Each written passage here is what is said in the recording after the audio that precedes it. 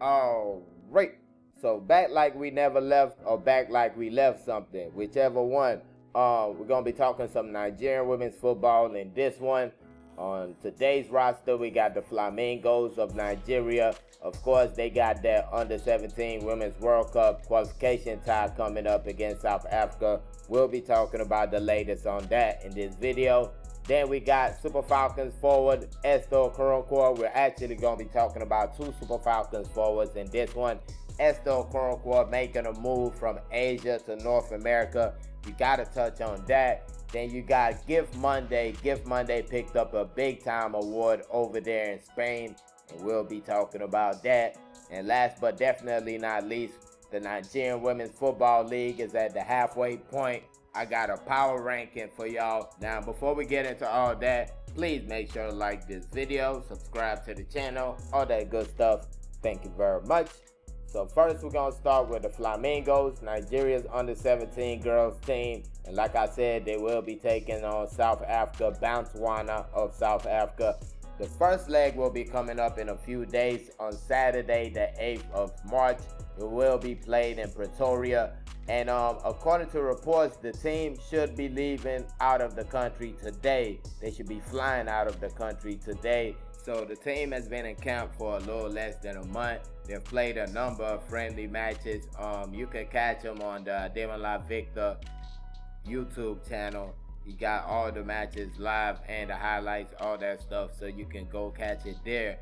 But they've played a number of friendly, even played a boys side, gave the boys all they could handle, and let's see, now they take flight, go to South Africa. We'll be playing on Saturday, so hopefully the team comes out with a good result in that first leg. Now, when it comes to the lineup, the players taken to South Africa, 19 players will be boarding the flight according to reports, and 3 of them will be goalkeepers, 5 defenders, 6 midfielders, and 5 forwards. The first thing I say is the midfielders. I think this is the first list, the first Nigerian list I've seen in a long time that has more midfielders than anybody else. So shout out to the coach on that one at least.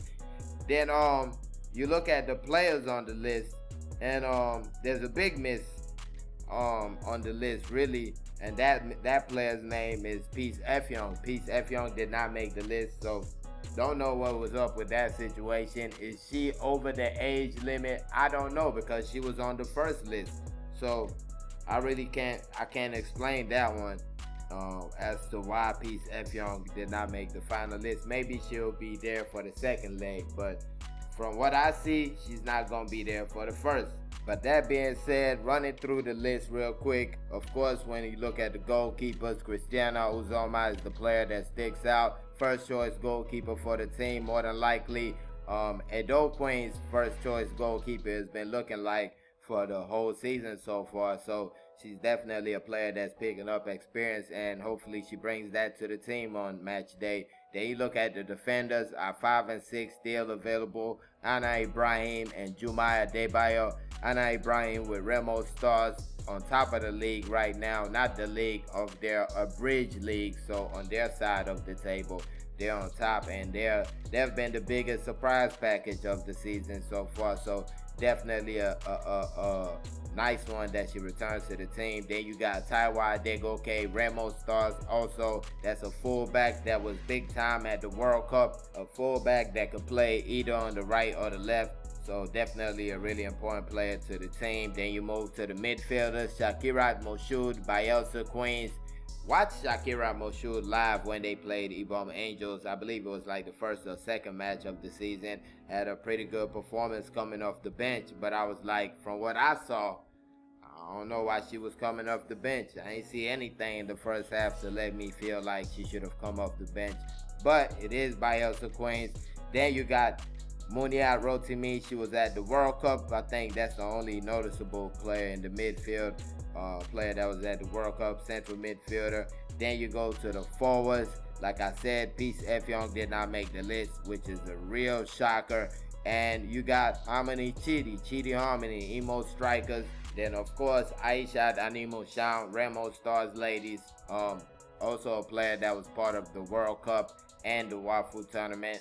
important player to the team. Expect her to be playing in the first leg in Pretoria. But let me know your thoughts on this one. Put it in the comment section.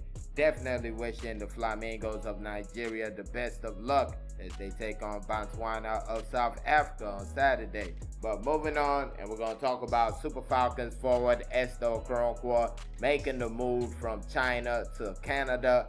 Changchong Dazong in China, the Chinese Women's Super League, to AFC Toronto in the Northern Soccer League.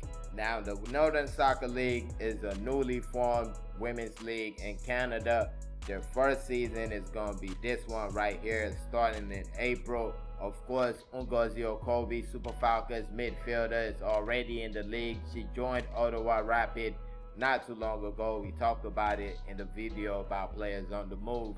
And actually, Ngozi Okobi's first match in the league is going to be against Esther Okoronkwo's team. Esther Okoronkwo's team would have already played a match before then.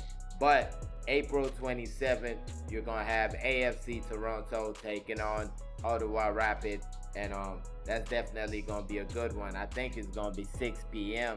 Nigerian time that the game is going to come on. So that's definitely one to watch out for right there. Esther Okoronkwo, this is like a second move since the World Cup, the Women's World Cup. She made the move to Granadilla, Tenerife, over there with Gift Monday and Rinsola Babajide. She looked like she was doing pretty good over there. Then all of a sudden, the move happens. She goes to China. And like I've said previously on this channel, we don't really know what's going on in China. I think of all leagues, that's one league you really don't know what's going on unless the player herself posts like a clip of something they did over there. You really don't see no highlights. You can't really find live matches going on. So it's real tough for players over there. You can be really forgotten about. And that's why I feel like even though the quality is probably higher in the Chinese league, I feel like this is still a good look right here because you move back closer to home, first of all. Second of all, you get the opportunity to be seen. I'm pretty sure that their matches are going to be live. It's going to be accessible. So you get an opportunity that people get to watch you and not just kind of make up scenarios in their head of how you're doing. We actually get to see you play football. So I think that's what kind of makes this deal pretty good right here. But of course, we can't go without saying the Canadian League, you can't expect it to be at the level as like the American League, the NWFL. You can't expect it to be at that level. Maybe the USL Super League, maybe it could be on that level, but you don't expect this league, newly formed league, to be just up there like in their first year. So I still think it's a good one, but I guess time will tell. So we'll just see. We'll just have to see. And moving on to another Super Falcons player, and we're going to be talking about Gift Monday and the award she picked up over there in Spain. That award happens to be Player of the Month in Spain. Congratulations to her. Player of the Month of February, my bad. I kind of got lost in speech right there. Player of the Month of February. 3 matches she played in February. She scored 2 goals in those 3 matches. And that took her tally for the season to 10 goals, 3 assists in 18 matches. I see Saroshwala type numbers right there. But for me, I kind of felt like the month of January was the real player of the month. If I'm saying anything that makes sense, I feel like she should have won the award in January. Let me just say that. Because you look at it, like I said, 2 goals in 3 matches. But you look at the January time, you got 3 matches in January, but you scored in every single one of those matches. The first one, 2 goals. Then you got a goal in the next one. Then you got a goal and assist in the next one. I don't see how she didn't win the award in January and happens to win it with, well, I guess maybe everybody else went on a drought, but I mean, this month of January was just special stuff. So I just really can't understand how she didn't pick up the award then. But that being said, Gift Monday is on another level this season. You got to give her so much credit. She has improved so much. I do feel like a little bit of the improvement has to do with the coach playing her as a striker instead of a winger, because as a winger she's creating all these opportunities for people to waste, but now she's the player that's getting the opportunities and she's putting them away. That's just basically the story I see, because you look at the past season, 6 goals, 1 assist, mostly as a winger. Now you turn her into a striker with 10 games less. She's almost doubled that tally when it comes to goals plus assists, 13 compared to 7.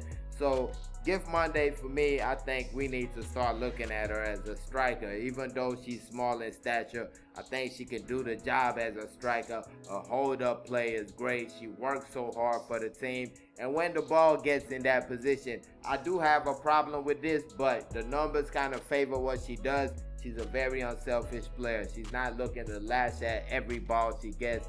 She's trying to put somebody else in there to get an opportunity. So I feel like this is something we really need to look at. Gift Monday at that striker position, even though she does bring a lot on the wings. But I mean, this is one of the best leagues in the world, and she's doing this. You got to give her the credit for that now. But moving on, and last but not least, we're gonna do these power rankings, the NWFL Power Rankings. And the way I thought of it, or the way I came up with the rankings, was if the CAF Women's Champions League started today, which team would I want to represent Nigeria? So that's how I came up with it. It's not about who I think is gonna win the league. I feel who is the best right now to represent Nigeria in the CAF Women's Champions League. That's the power rankings right there, or what I'm trying to do. But going into power rankings, we're gonna start with number 5 and end at number 1. And at number 5, we got Abia Angels. Abia Angels are in Group A, currently 3rd place in Group A.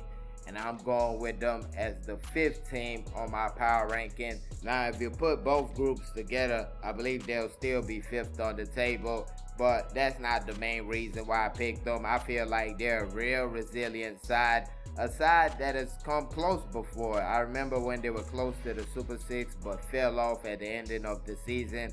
So they know about that. They at least have that experience. Then you look at them so far this season. They opened the season in the worst way possible. 5-0 trashing against Edo Queens. It was horrible for them.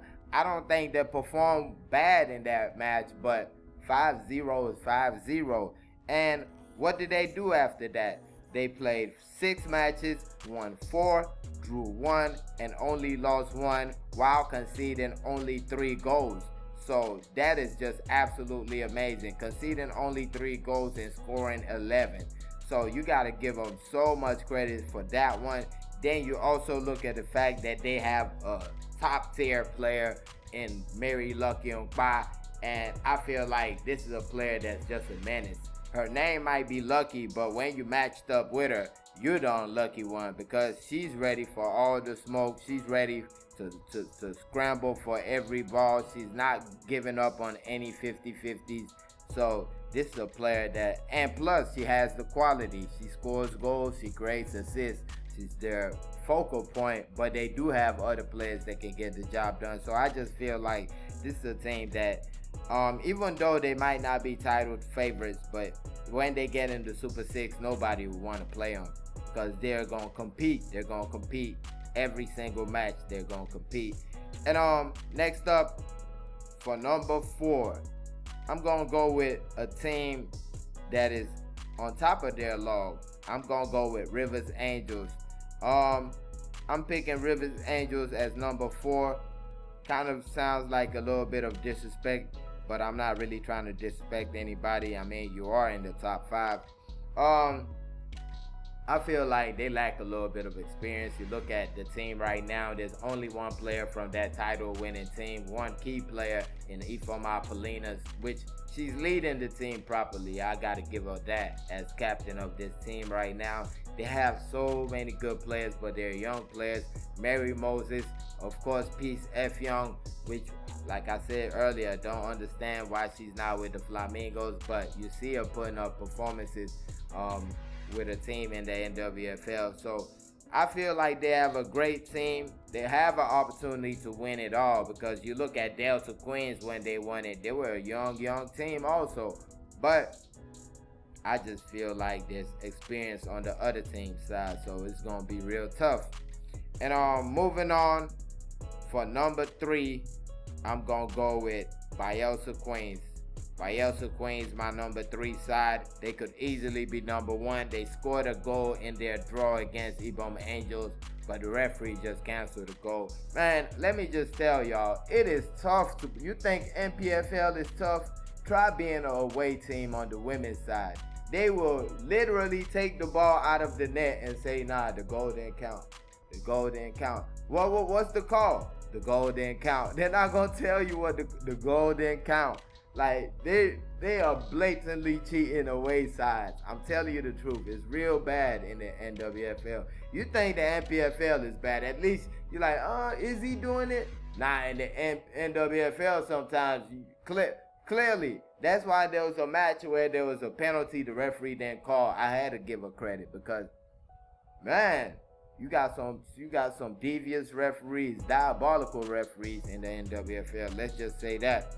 But I feel like Bielsa Queens, the number 3 side, that's not a bad position for them, but I do feel like they're my favorites for this season. They're my favorites for the season. They have experience on their side. They have some players that have been there, done that. Messi Omonkwo, a champion, top goal scorer in this league. You have the youth, like I said, Shakira Moshud plays for Bielsa Queens, not there currently, but will be back to the team. So they have the youth, they have experience. Super Falcons players on that team. So I feel like this is a team you have to look out for, but I do feel like the other teams are also teams you have to look out for, the other 2 teams. Now at number 2, I'm going to go with Edo Queens. Of course, Edo Queens, defending champions, made it all the way to the semifinals of the CAF Women's Champions League, and currently number 2 on their table. I'm going to go with them at number 2 and not number 1 because this is not the same team that made it to the semifinal of the CAF Women's Champions League. You look at the defenders, a number of defenders left the team. Midfield, Choma Olise, she made the move to Turkey, I believe. Vera Samuel made the move back to Bielsa Queens. I'm thinking that was a loan for the CAF Women's Champions League and Wafu, not a full deal, because I just wouldn't understand how she could be allowed to go to Bielsa Queens after the performances she put up for Edo Queens, even though you could see the coach stop using her at the CAF Women's Champions League, and I complained about that a couple of times. So I'm guessing maybe this was what was in play. You never know though.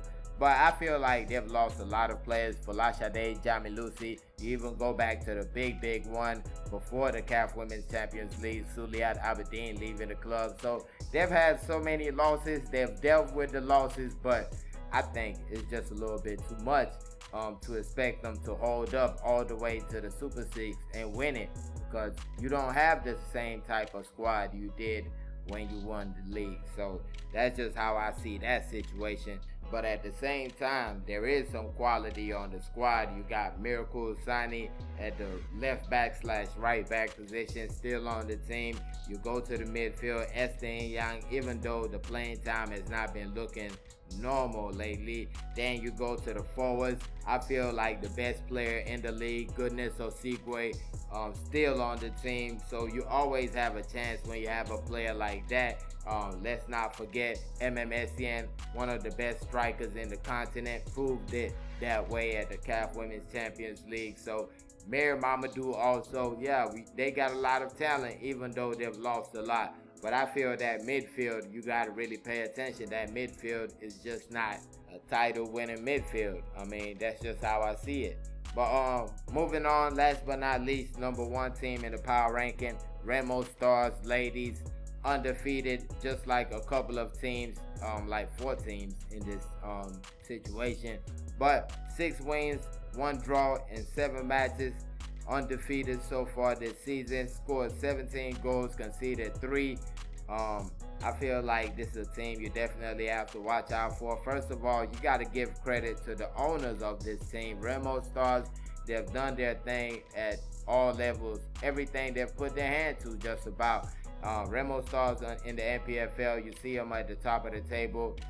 You have the Academy team that has won a number of trophies. Beyond Limit Academy, they won a number of trophies.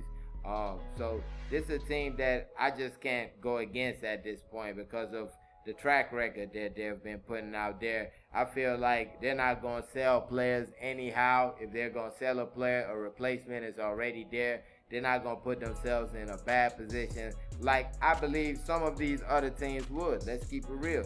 Now, when it comes to quality on the pitch, of course, the team is on fire going forward at the moment. You have a player that scored a hat-trick in her last match, Kafaya Bashiru. Then you have a striker that has scored 9 goals so far this season in Bolaji Olamide. So they're definitely on another level right now going forward.